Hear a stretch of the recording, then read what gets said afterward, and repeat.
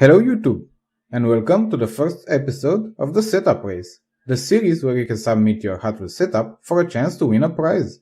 Even better than the prize, in my opinion, is we can have fun and see some interesting Hot Wheels layouts, as well as be part of this community and make new friends.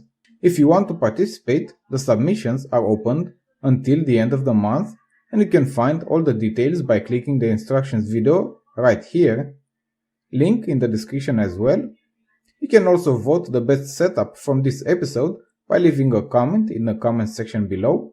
You can also vote on Facebook and Twitter if you use those more.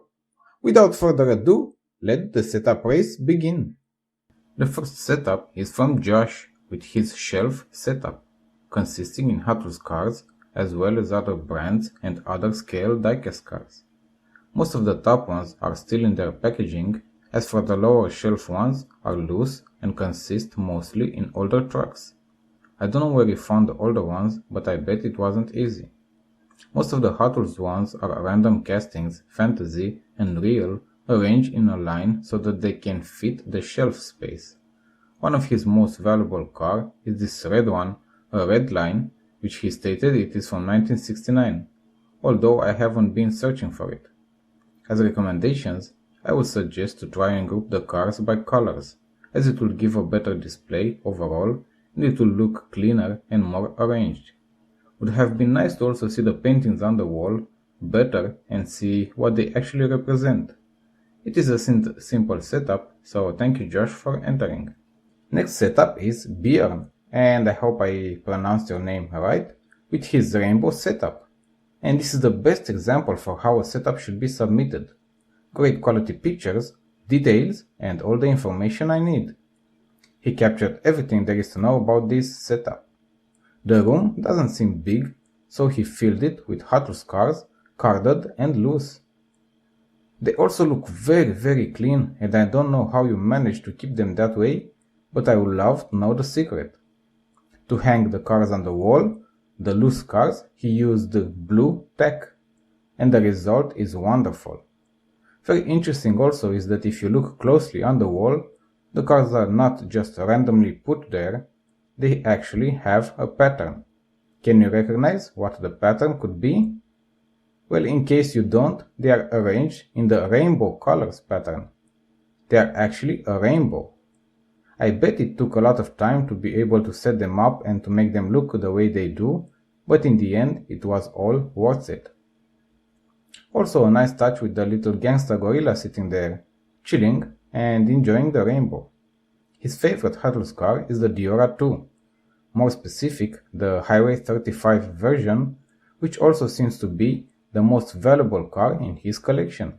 He also has a little showroom set up at his desk, and I bet it makes the times when you study a little bit more pleasant.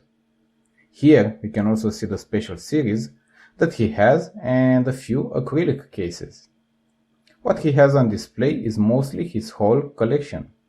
This is a perfect setup in my opinion. I have nothing else to recommend. Thank you for the quality pictures and thank you for entering.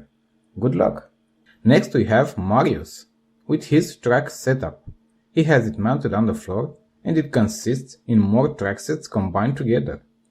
I like the layout and the Spin Shots track set is definitely something different.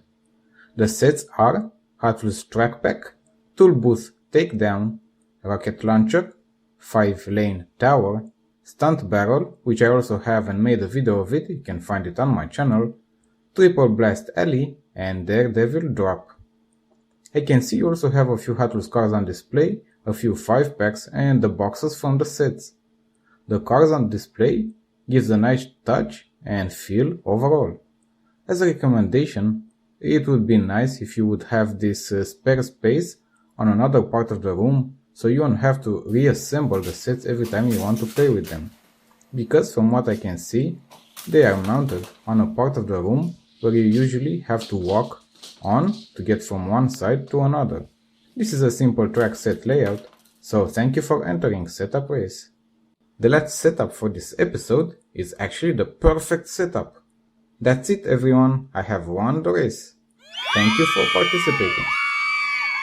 Nah, I'm just joking. The last one is my own setup. nothing special, and it is far from being perfect. It is mainly a track setup as well, although I have tried to spice it up with a few paintings on the wall and a small flyer, which its main purpose is to actually hide the wall outlet. These are the kind of small tricks that would make a setup perfect.